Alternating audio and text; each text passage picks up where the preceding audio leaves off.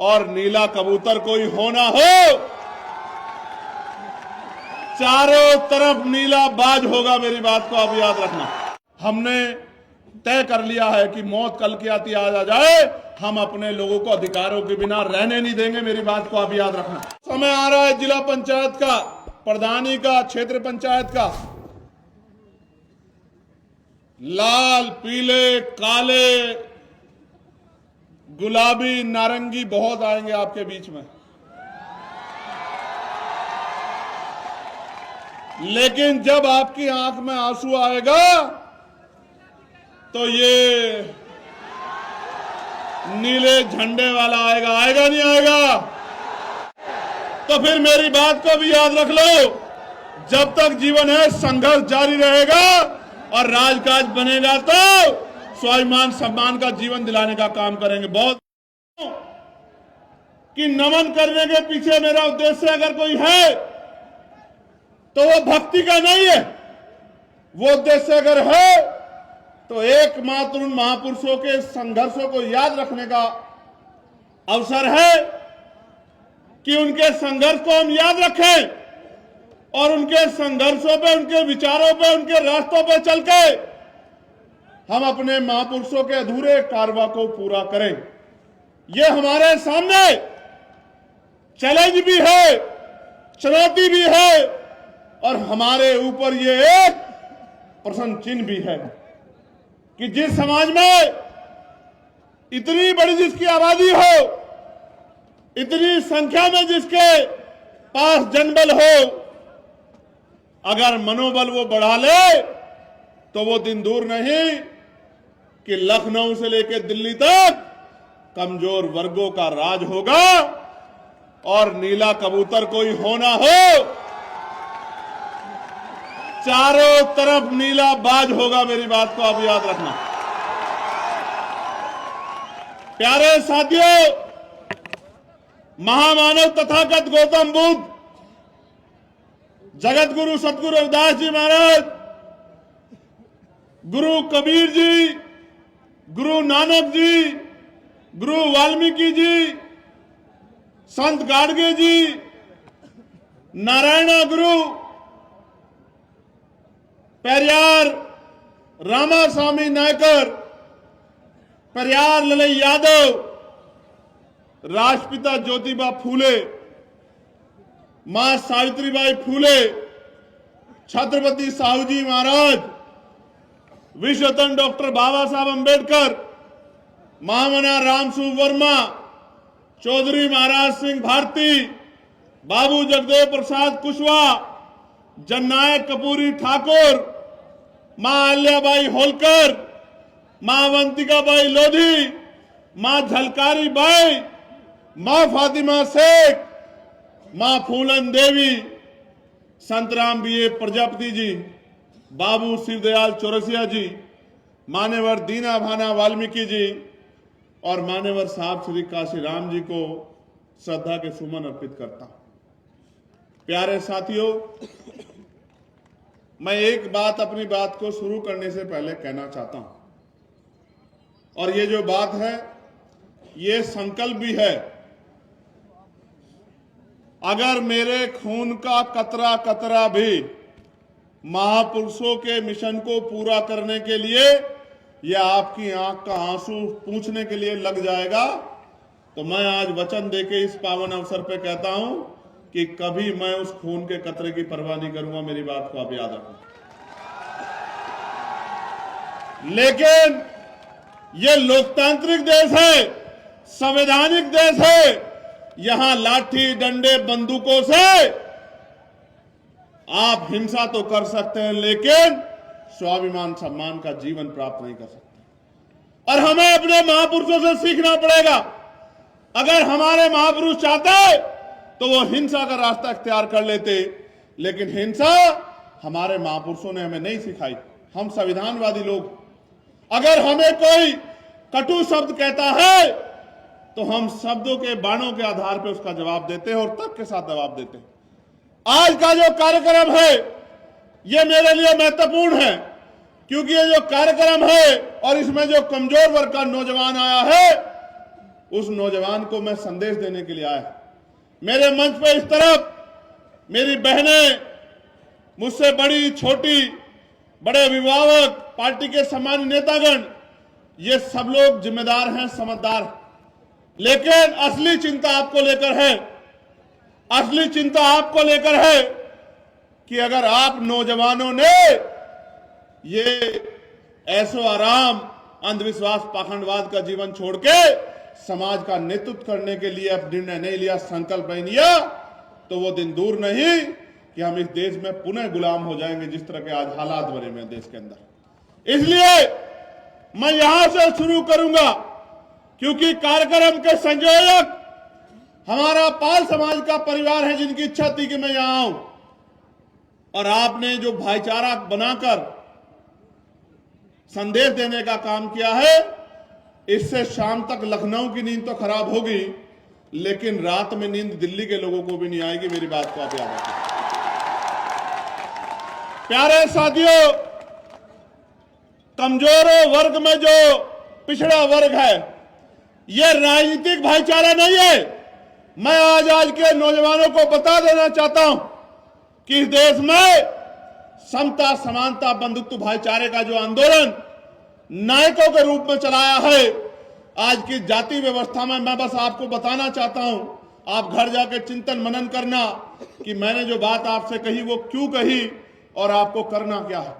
राष्ट्रपिता ज्योतिबा फूले, मां सावित्रीबाई फूले, जिन्होंने शिक्षा का अधिकार दिलाने का काम किया, जिन्होंने अन्याय, अत्याचार, अपमान सहने का काम किया, जिन्होंने उस समय में 2 दर्जन के करीब स्कूल खोल के कमजोर वर्गों के बच्चों को, बेटियों को, बेटों को पढ़ाने का काम किया, वो राष्ट्रपिता ज्योतिबा फूले आज जाति व्यवस्था में पिछड़े वर्ग से आते हैं, जिनको हम सैनी कहते हैं, मौर्य कहते हैं, शाक्य कहते हैं, कुशवा कहते हैं। ये पूरा एक वंश है, और ये राष्ट्रपिता ज्योतिबा फूले हमारे लिए बाबा साहब अंबेडकर से पहले हमारे नायक है, हमारे गुरु। उनके बाद आरक्षण के जो जनक हैं, जिन्होंने 1902 में आरक्षण पिछड़े वर्गों के लिए लागू किया, वो छत्रपति साहू जी महाराज, जिनको हम लोग कुर्मी वंश के रूप में जानते हैं, वो भी पिछड़े वर्ग के, आज की जाति व्यवस्था में पिछड़े वर्ग में आते हैं। उनके बाद जिन्होंने अंधविश्वास, पाखंडवाद पर चोट की, ईवी पेरियार, रामा नायकर स्वामी, आज का जो हमारा पाल बघेल समाज है, वो इसी समाज के रूप में और हमारे नायक के रूप में चमक रहे हैं।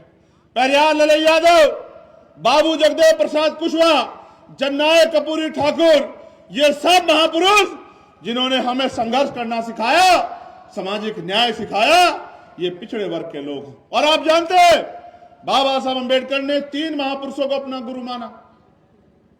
किनको?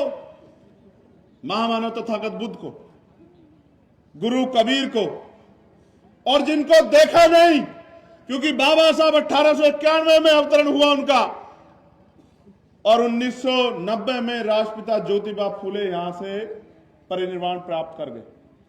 जिनको देखा नहीं, उनके संघर्ष, उनके विचार और उनके तमाम तरह के जो कार्य उन्होंने किए, उसके आधार पर उन्होंने गुरु माना। तो जिनको बाबा साहब ने गुरु माना, वो हमारे गुरु हुए नहीं हुए? आप बताओ, दोनों हाथ उठा के बताओ, हुए नहीं हुए? बहुत अच्छी बात। मैं ये बात आपको इसलिए कह रहा हूं कि ये पिछड़ा वर्ग जो है, ये हमारा परिवार है, और अपने परिवार के साथ हमें मिलजुल के रहना है। किसी भी कीमत पे हमारा भाईचारा कमजोर नहीं पड़ना चाहिए। इसलिए बात मैंने आपके सामने रखी, क्योंकि समाज जातियों में बटा हुआ है, समाज धर्मों में बटा हुआ है, और क्योंकि हम जाति व्यवस्था में जब पैदा होते हैं, तो मेरा चाचा भी मेरी जाति का, मेरा मामा भी मेरी जाति का, मेरी बुआ भी मेरी जाति की, मेरा फूफा भी मेरी जाति का, मेरा दादा भी मेरी जाति का, मेरी मौसी भी मेरी जाति की। ऐसे जाति व्यवस्था के मक्कड़ जाल में हम लोग पैदा होते हैं कि हम जाति को श्रेष्ठ मानते हैं। लेकिन इस देश का कड़वा सच ये है कि पहले वर्ण और फिर जातियां वो लोगों को कुचलने के लिए और ऊंच नीच की भावना को बढ़ाने के लिए इस देश में बनाई गई। एक ही प्रक्रिया से पैदा हुआ बच्चा, जिसके माथे पे कुदरत ने कुछ नहीं लिख के भेजा, ना जाति, ना धर्म, ना वंश, उसको इतने भागों में बांट के व्यवस्था ने इस देश में कमजोर वर्गों के लोगों को हाशिए पर रखने का जो षड्यंत्र किया है, उससे हमें खबरदार होना पड़ेगा। इस देश में दो ही विचारधारा है, एक जो मानवतावादी विचारधारा जिसके पहरेदार हम लोग खड़े हैं, जिसके पहरेदार आप लोग हैं, जिसके पहरा देने के लिए आज इतनी बड़ी संख्या में आशीर्वाद देने के लिए मेरी माए बहनें आए हैं, और एक दूसरी विचारधारा जिसको हम गैर बराबरी पर आधारित मनुवादी विचारधारा कहते हैं, जो ऊंच नीच की बात करती है, जो छोटे बड़े की बात करती है, जो ऊंचे नीचे की बात करती है, जो अमीर गरीब की बात करती है। इन दोनों विचारधाराओं में बहुत कम अंतर है। एक विचारधारा 4A पे टिकी है। 4A वो आम वाला है। पहला है अंधविश्वास। जितना अंधविश्वास फैलेगा उतना मनुवादी व्यवस्था मजबूत होगी। दूसरा वो अन्याय। जितना अन्याय होगा उतना मनुवादी व्यवस्था मजबूत होगी। तीसरा असत्य। जितना असत्य फैलेगा, जितना झूठ फैलेगा, उतना मनुवादी व्यवस्था मजबूत होगी। और चौथा है अज्ञान। जितना अज्ञानता फैलेगी, जितना भ्रम फैलेगा, उतना ही मनुवादी व्यवस्था मजबूत होगी। और इसकी काट भी जो है वो 4A ही है। लोकतांत्रिक भारत में 4A ही इसकी काट है।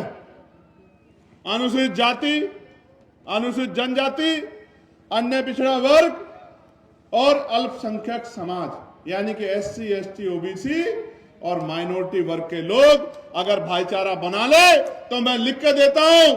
आज मैं इस गांव में निकल के आया हूं और मैं चैलेंज करके कह रहा हूं, इस क्षेत्र में पहली बार आया हूं, लेकिन अनुभव के आधार पर कह सकता हूं कि इस क्षेत्र में जितने गांव पड़े हैं वो दलित पिछड़े वर्ग के गांव हैं, क्योंकि उन घरों की हालात बताती है कि 75 साल बाद भी वो गांव सुख सुविधा और संपन्न नहीं हो पाए हैं। ये मैंने अपनी आंखों से देखा। अगर कोई घर सामने है, सड़क पे घर बन गया है तो पलस्तर नहीं है, दरवाजे नहीं है, घर के आंगन में जो व्यवस्था है वो खुद बताती है कि इस परिवार का आदमी सुबह कमाने जाता है, तब शाम के टाइम बच्चों के पेट में रोटी और उनके लिए व्यवस्था होती है। ये किसकी देन है? क्या ये देश गरीब है? नहीं। मैं लोकसभा का सदस्य हूं, मैं लोकसभा में बैठ के हर एक चीज पे ध्यान देता हूं। देश गरीब नहीं है, लेकिन इस देश का धन, इस देश की संपत्ति, इस देश की जमीन चंद मुट्ठी भर लोगों के हाथ में। जब तक धन धरती राजपाट का बराबर बराबर बंटवारा नहीं होगा, तब तक इस देश में सामाजिक न्याय नहीं हो सकता है। मेरी बात को आप याद रखें। देश आजाद हुआ 15 अगस्त 1947 को। गौर करो, देश आजाद हुआ कब? जोर से बताओ, जोर से बताओ। आजादी की आवाज मजबूत आनी चाहिए। कब आजाद हुआ? अभी भी नहीं आई, बहुत कमजोर हो तुम लोग। Good good. देश आजाद हुआ 15 अगस्त 1947 को। संविधान तैयार हुआ 26 नवंबर 1949 को और संविधान लागू हुआ 26 जनवरी 1950 को। कब लागू हुआ? जोर से बताओ, कब लागू हुआ? असली आजादी कब आई? जब संविधान लागू हुआ और संविधान ने सुनिश्चित किया कि इस देश में कोई भी छोटा बड़ा नहीं, किसी को भी जाति के आधार पे, धर्म के आधार पे, स्थान के आधार पे भेदभाव का शिकार नहीं किया जा सकता। अवसर की समता होगी, लोकतांत्रिक व्यवस्था होगी, वोट का अधिकार होगा और इस वोट के अधिकार के जरिए आप अपने बीच के व्यक्ति को ताकत में ला सकते हो। अब मैं दो चीजों पे आज मुझे आपसे बात करनी। अभी हमारे यहां SIR हो रहा है। SIR पे डिबेट हुई, पता नहीं आप सब लोगों ने सुनी, लेकिन अगली 5 मिनट में मैं आपको एहसास कराना चाहता हूं कि इस देश में कुछ भी मांगने से नहीं मिला। हर एक चीज के लिए हमें संघर्ष करना पड़ा, छीनना पड़ा। प्यारे भाइयों बहनों और मेरे बहुजन समाज के पहरेदारों, मैं आपको याद दिलाता 1919 की। 1919 में से पहले इस देश में 3% लोग वोट देते थे। कितने परसेंट लोग? जोर से बोल के बताया करो कितने परसेंट लोग। बहुत अच्छी बात।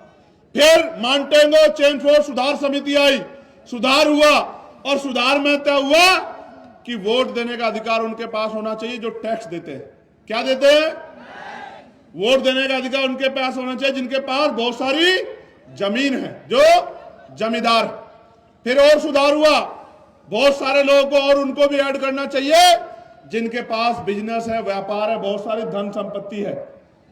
और लोग जुड़े, ऐसे लोगों को भी जो राजा महाराजाओं के परिवार के हैं, ऐसे लोगों को भी वोटों में ऐड करना चाहिए। फिर और लोग जुड़े जो बहुत पढ़े लिखे हैं। वोटों की संख्या बढ़ के हो गई 15%। और मैं आपकी जानकारी के लिए बताना चाहता हूं, इस देश में जब इस देश की संख्या, भारत अंग्रेजों के गुलाम था, 30 करोड़ से ज्यादा थी, तब यहां 80 लाख लोग वोट करते थे। सुधार होने के बाद जब बाबा साहब अंबेडकर ने इस बात को देखा, उन्होंने इस बात पर आपत्ति दर्ज कराई और पहली बार बहिष्कृत हितकारिणी महासभा के जरिए अपना मेमोरेंडम दिया कि हमारे देश में लोकतंत्र नहीं है, हम गुलामों के गुलाम हैं, कमजोर वर्ग के लोग, इसलिए वोटिंग राइट सबको मिलना चाहिए। फिर गोलमेज कॉन्फ्रेंस हुई, राउंड टेबल कॉन्फ्रेंस, और बाबा साहब अंबेडकर ने तर्क के आधार पर अंग्रेजों के सामने इस बात को साबित किया कि जब तक अंतिम बालिग व्यक्ति को वोट का अधिकार नहीं मिलेगा, तब तक इस देश में लोकतंत्र फल फूल नहीं सकता है, तब तक लोकतंत्र स्थायी नहीं हो सकता है। मुट्ठी भर पैसे वाले लोग, मुट्ठी भर जमीन वाले लोग, मुट्ठी भर धन संपत्ति वाले लोग राज करेंगे और बाकी लोग उनके अंदर में काम करेंगे, तो कभी लोकतंत्र सफल नहीं हो पाएगा। इसके बाद क्या परिवर्तन हुआ आपको पता है? इसके बाद यह परिवर्तन हुआ कि कमजोर वर्गों को वोट का अधिकार मिला। मैं आपको और जानकारी देता हूं, उन 80 लाख वोटर में एक भी महिला नहीं थी, किसी भी धर्म की, किसी भी जाति की। उन 80 लाख लोगों में सिर्फ पुरुष थे, और पुरुष भी सामान्य जाति के थे, और सामान्य जाति में भी जो संपन्न थे। उन संपन्न जाति के, सामान्य जाति के लोग वोट करते थे। आप महसूस करके देखो, अमीर अगर वोट करेगा तो गरीब को करेगा या अमीर को करेगा? बताओ आप मुझे, किसे करेगा? गरीब को अमीर वोट कर सकता है? इसलिए बाबा साहब ने कहा कि अंतिम व्यक्ति को वोट का अधिकार मिलना चाहिए, और बाबा साहब अंबेडकर की सिफारिशों पे इस देश के करोड़ों दलितों, पिछड़ों, आदिवासियों, महिलाओं और जो अन्य धार्मिक अल्पसंख्यक हैं, वो भी, उन सबको, जिनमें जैन हैं, सिख हैं, बौद्ध हैं, मुसलमान हैं, सबको वोटिंग राइट मिलने का काम हुआ। और ये 22 देश संविधान की देन है कि नेहरू जी की बिटिया इंदिरा गांधी जी इस देश की प्राइम मिनिस्टर बनी, सुचित्रा कृपलानी उत्तर प्रदेश की पहली मुख्यमंत्री बनी, आदरणीय बहन जी कमजोर वर्गों की तरफ से मुख्यमंत्री बनी। ये अगर किसी तरह संभव हुआ है तो ये बाबा साहब अंबेडकर के संविधान में जो वोट का अधिकार है उसकी वजह से संभव हुआ। और बताता हूं आपको, क्योंकि आज ज्ञान का जो सागर है उसको आपके बीच तक लेके आना।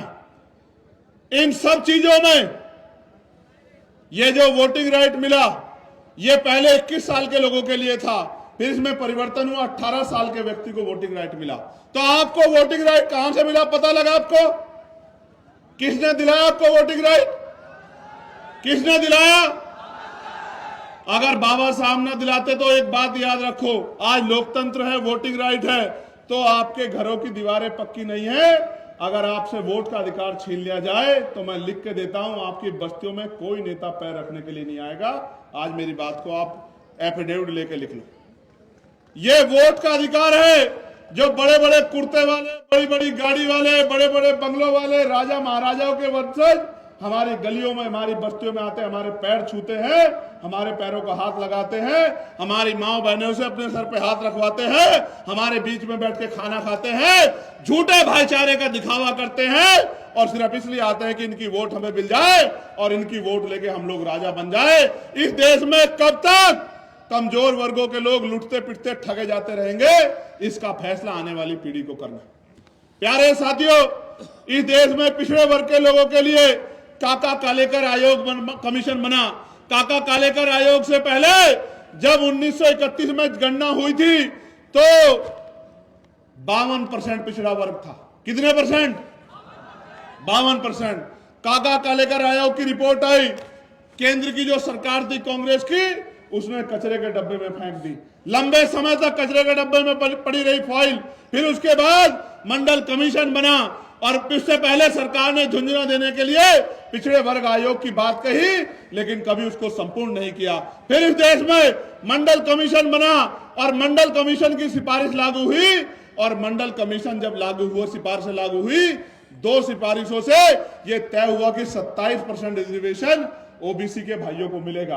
और कई प्रदेश ऐसे हैं, लोकतांत्रिक व्यवस्था है, हमारी संख्या है, लेकिन उसके बावजूद भी कई प्रदेश ऐसे हैं जहां आज तक भी 27% कॉन्स्टिट्यूशनल रिजर्वेशन नहीं मिलता है। मध्य प्रदेश में अभी भी 27% मिल जाए, इसकी लड़ाई लड़ रहे हैं। लेकिन असल तो होना चाहिए था कि पिछड़े वर्ग के लोगों को 52% आबादी को 52% हिस्सेदारी मिलनी चाहिए थी। असल तो यह होना चाहिए था, मगर यह नहीं हुआ। इसलिए मैं बार बार कहता हूं कि जब तक चमचागिरी का तेल लगा रहेगा बहुजनों की लाठी पर, तब तक 10% हावी रहेगा 90% की छाती पर। मेरी बात को आप याद रखें। यह चमचागिरी का तेल जब तक नहीं उतारोगे, जब आपका मंडल कमीशन का आंदोलन चला, जिसकी 2 सिफारिशें लागू हुई, तब इस देश में धार्मिक यात्रा निकाल के कमंडल की आपके पूरे आंदोलन को कुचलने का काम इस देश में जो लोग राजकाज में बैठे उन लोगों ने किया, और आप लोग आपस में लड़ते रहे। इस वजह से आज भी आपके घरों के ऊपर पलस्तर नहीं हुआ है, जबकि यहां दूसरी तरफ इसी प्रदेश में ऐसे भी लोग हैं जिनके पास 5-5 हजार बीघे जमीनें हैं, जिनके घर 20-20 बीघे में को है, और मेरे दलित, पिछड़े, कमजोर किसान, मुसलमान वर्ग के पास, इनके पास रहने के लिए 20 गज जमीन भी नहीं है। ये इस देश में, प्रदेश में हो। प्यारे साथियों, मैं आपको बहुत जिम्मेदारी से कह रहा हूं, मैं तो आपके साथ हर जगह खड़ा रहता हूं। कोई ऐसी जगह नहीं जहां मैं नहीं खड़ा हुआ। जब जयप्रकाश पाल जी की बलिया में हत्या कर दी गई, तो उनको न्याय दिलाने के लिए हम लोगों ने सरकार से जवाब मांगने का, संघर्ष करने का काम किया। जब मेरठ में आकाश पाल की पीट के हत्या कर दी गई, इतनी वैसी नहीं वो हत्या, इस तरह के हालात थे कि उस बच्चे को देख नहीं पा रहे थे। जब वो हत्या कर दी गई बांध के, मार के, तो अकेले चंद्रशेखर और हमारे साथी खड़े थे, लड़ाई लड़ रहे थे। और जिन नेताओं को वोट देके आपने गद्दियों बिठाया, वो घर में बिस्तर तान के सो रहे थे। अगर उस ठंड में कोई लड़ने काम कर रहा था, तो वो ये टीम है जो इस मंच पर बैठी। प्यारे साथियों, कौशाम्बी में जब हमारी पाल समाज की बच्ची के साथ अन्याय हुआ, तो जब मैं वहां गया तो रास्ते बंद करके, झूठ बोलकर मुझे गेस्ट हाउस में जाकर डिटेन कर दिया, और उधर दूसरी तरफ जो हमारे लोग खड़े थे उनके साथ हिंसा करा के 85, 80, 90 लोगों को हमारे जेल में भेजने का काम किया। उनको लगा कि इन जेल में भेजने से, लाठी चलाने से हम लोग डर जाएंगे, लेकिन मैं ये बता देना चाहता हूं सरकार को, हम डरने वाले लोग नहीं। जीवन एक बार है, एक बार आदमी पैदा होता है, एक बार मरता है, ना 2 बार आदमी पैदा होता है, ना 2 बार मरता है। और मैं फिर कह रहा हूं, हमने तय कर लिया है कि मौत कल की आती आज आ जाए, हम अपने लोगों को अधिकारों के बिना रहने नहीं देंगे। मेरी बात को आप याद रखना। प्यारे साथियों, मुझसे एक मीडिया के साथी ने आके कहा कि चंद्रशेखर भाई, इतनी बड़ी रैली है, एक टीवी चैनल नहीं आया। मैंने उनसे कहा, टीवी चैनल वाले भाई, ज्यादातर लोग पैसा लेके काम करते हैं, क्योंकि उन्होंने बड़े बड़े ऑफिस बना रखे हैं, बड़े बड़े स्टाफ रख रखे हैं। हम लोगों के पास देने को पैसे नहीं है, इसलिए वो हमारी रैलियों कवर नहीं करने आते। तो मैं बहुजन मीडिया के एक साथी का बहुत बहुत धन्यवाद करूंगा, जो वहां अपना काम छोड़ के आए हैं और हमारे आंदोलन को मजबूत करने का काम कर रहे हैं। और मैं ये जो हमारे सोशल मीडिया के बहादुर शेर बैठे हैं, इनको भी बहुत बहुत धन्यवाद करता हूं। कब तक छिपाओगे, कब तक दबाओगे, कब तक रास्ते में बाधा बनोगे? एक दिन आएगा कि इस बेड़ियों को काट कर भी हम अपने रास्ते पर निकल जाएंगे। मेरी बात को आप याद रखना। प्यारे साथियों, मुझे जब मैं आ रहा था एक सज्जन मिले तो मुझसे पूछने लगे, चंद्रशेखर भाई आपने तो बहुत सारे रैली अनाउंस कर दिए, तो आपने मुहूर्त दिखाया नहीं दिखाया। मैंने उनसे कहा, पहले मैंने उनकी तरफ देखा, फिर मैंने उनको कहा कि आपके सुझाव के लिए मैं धन्यवाद देता हूं, लेकिन ना तो मैं मुहूर्त देख के पैदा हुआ हूं कि मुहूर्त शुभ है या अशुभ है, ना ही मैं मुहूर्त शुभ अशुभ देख के मरूंगा, और ना ही मैं मुहूर्त देख के कोई काम निश्चित करता हूं।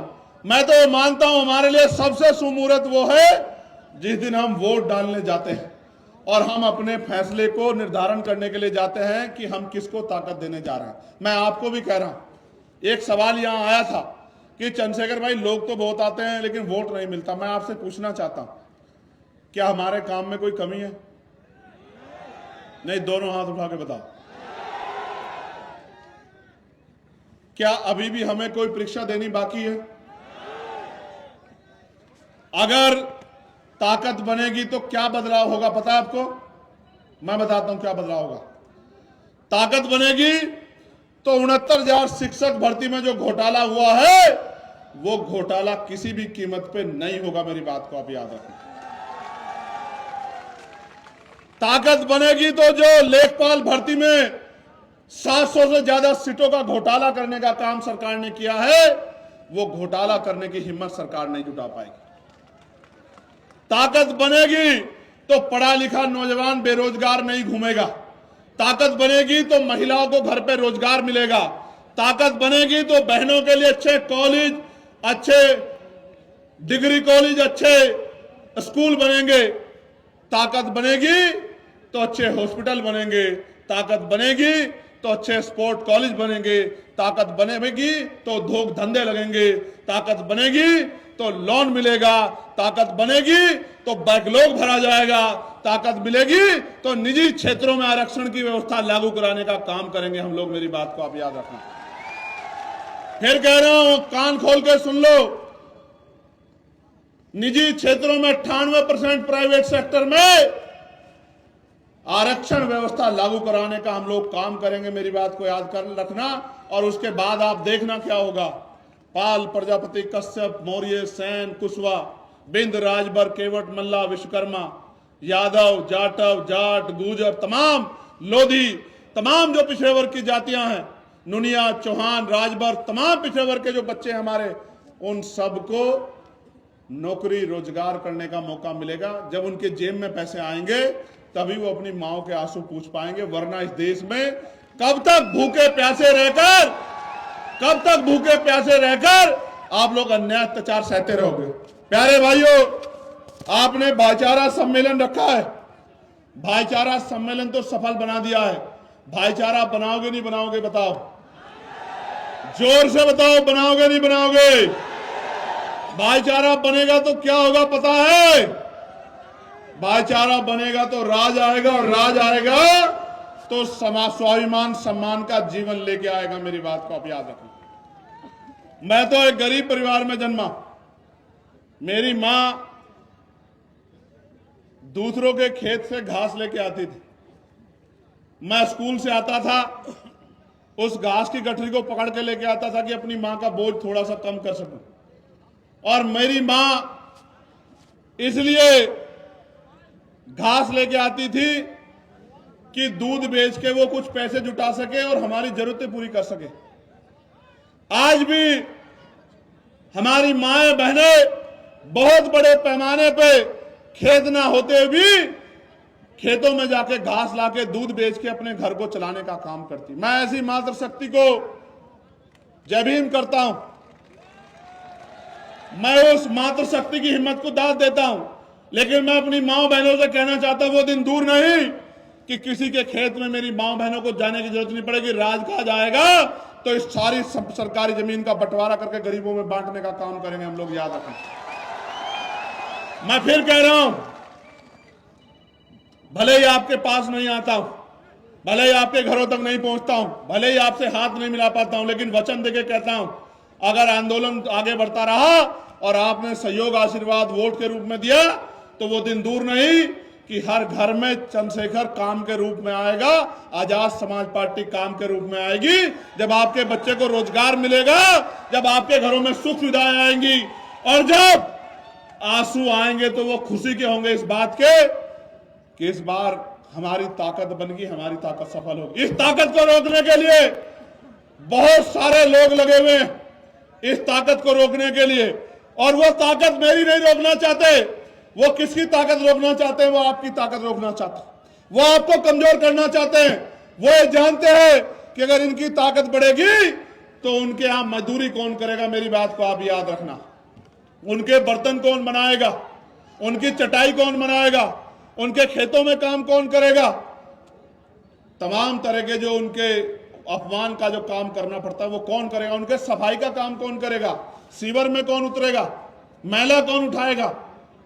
इसलिए कह रहा हूं, नौजवानों को कह रहा हूं, खूब पढ़ो, ज्ञान में किससे पीछे मत रहो, एक रोटी कम खाओ जो गाड़गे जी महाराज कहते थे, लेकिन पढ़ो और पढ़ाओ, ज्ञान हासिल करो, शिक्षा हासिल करके रोजगार की तरफ को बढ़ो, अंधविश्वास पाखंडवाद को जोड़ो, भाईचारा बनाओ और संवैधानिक रूप से संघर्ष करके ऊंचे ऊंची कुर्सियों में पहुंचो, और उन कुर्सियों में पहुंच के अपने गरीब कमजोर लोगों का हाथ पकड़ने का काम करो, उनके आंसू पोंछने का काम करो। मैं और आप एक हैं, मैं भी इसी परिवार से निकल के आया हूं जिन परिवारों से आप निकल के आए।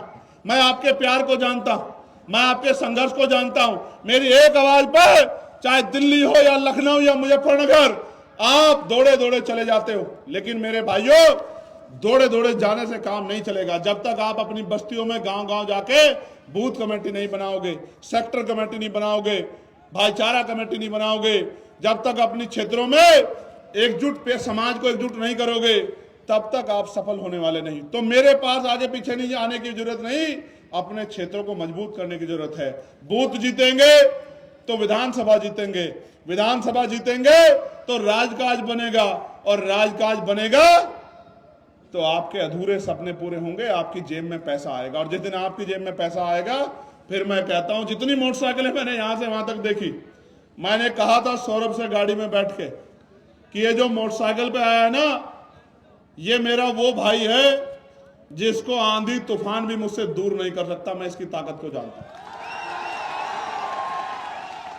जिसको ना सर्दी की फिक्र है, जिसको ना गर्मी की फिक्र है, जिसको बरसात की फिक्र है, ना आंधी तूफान की फिक्र है। मगर मैं फिर कहता हूं, आप तो मेरे लिए इतना करते हो, अब मेरा नंबर है कि हम सब लोग भी आपके लिए कुछ करें। लेकिन तब काम तब आगे बढ़ेगा अगर अकेला इंजन जोर लगाता रहेगा तो स्पीड नहीं बनेगी। समझ रहे हो नहीं समझ रहे हो? देखो, चुनाव का समय आ रहा है, जिला पंचायत का, प्रधानी का, क्षेत्र पंचायत का। लाल, पीले, काले, गुलाबी, नारंगी बहुत आएंगे आपके बीच में, लेकिन जब आपकी आंख में आंसू आएगा तो ये नीले झंडे वाला आएगा। आएगा नहीं आएगा? आएगा नहीं आएगा? तो ये लाल, पीले, काले, गुलाबी, नारंगी तो अपने मकसद को आएंगे, झूठा भाईचारा दिखाएंगे, और जब उनका राजकाज बनेगा तो आपके बच्चों की नौकरी को छीन के अपने बच्चों के खाते में ले जाएंगे। और जब आपका राजकाज बनेगा तो हर गरीब को उसका हक मिलेगा। इस बात का मैं आपको विश्वास दिलाता हूं। मैं देशराज जी के परिवार से आग्रह करूंगा कि वो यहां आ जाएं। एक हमारी बहन थी, बड़ी हिम्मत जुटा के बोल रही थी, कोशिश कर रही थी बोलने की, हाथ थोड़े से कांप रहे थे। मैं उस बहन को भी कहना चाहता हूं, जब तक ये इतने भाई हैं तब तक घबराने की जरूरत नहीं है। घबराने की जरूरत है क्या? जल्दी बताओ, जरूरत है क्या? कहां है वो बहन? बुलाओ, यहां आ जाओ। कहां है वो? नीचे कहां है? बुलाओ बुलाओ। क्षमापाल है उनका नाम, क्षमापाल। क्षमा, एडवोकेट क्षमापाल कहाँ है? क्षमा तो हम इतने सालों से मांग रहे हैं। ये रास्ता छोड़ो भाई, रास्ता खाली करो, हटाओ भाई, हटाओ रास्ता दो, जल्दी आ जाओ, उनको भेजो। बताओ यहां से जाके घर घर निकल के काम करोगे नहीं करोगे? इस बार पंचायत चुनाव में ताकत बना के दोगे नहीं दोगे? सुनो, बाबा साहब ने कहा था आदमी भूखा रह सकता, अपमानित होकर नहीं रह सकता। इस देश में अगर हम बिना अधिकारों के रह रहे हैं तो अपमान सह रहे हैं। क्या ये अपमान का जीवन बदलने के लिए हम लोग संघर्ष करेंगे नहीं करेंगे? मैं अपनी माँ बहनों से पूछना चाहता हूं, क्या आपका आशीर्वाद आजाद समाज पार्टी चंद्रशेखर को मिलेगा नहीं मिलेगा? बताओ, ईमानदारी से बताओ या झूठे हाथ में बताओ, अपने स्थान पे खड़े होकर बताओ, मिलेगा नहीं मिलेगा? जरा एक बार देखना चाहता हूं, देखना चाहता हूं, मिलेगा नहीं मिलेगा? दोनों हाथ ऐसे उठाओ, बताओ मिलेगा नहीं मिलेगा? बताओ मदद करोगे नहीं करोगे? तो फिर मेरी बात को भी याद रख लो, जब तक जीवन है संघर्ष जारी रहेगा और राजकाज बनेगा तो स्वाभिमान सम्मान का जीवन दिलाने का काम करेंगे। बहुत बहुत धन्यवाद। कहाँ है हमारी बहन क्षमापाल एडवोकेट? सुनो, नौजवानों का जोश अच्छी बात है, लेकिन होश भी रखना है। रखना है नहीं रखना है? जय भीम, जय भारत, जय मंडल, जय संविधान, जय जोहर। आवाज दो, आवाज दो, आवाज दो। प्यारे साथियों, समय आ गया है, घर से निकलो और अधिकार छीन लो, संघर्ष करके छीन लो। बहुत बहुत धन्यवाद। जय भीम, जय भारत, जय संविधान। साथियों, जैसा कि आपको पता है, बी मिशन टीवी हमेशा ग्राउंड जीरो की रिपोर्ट आपके बीच रखता है।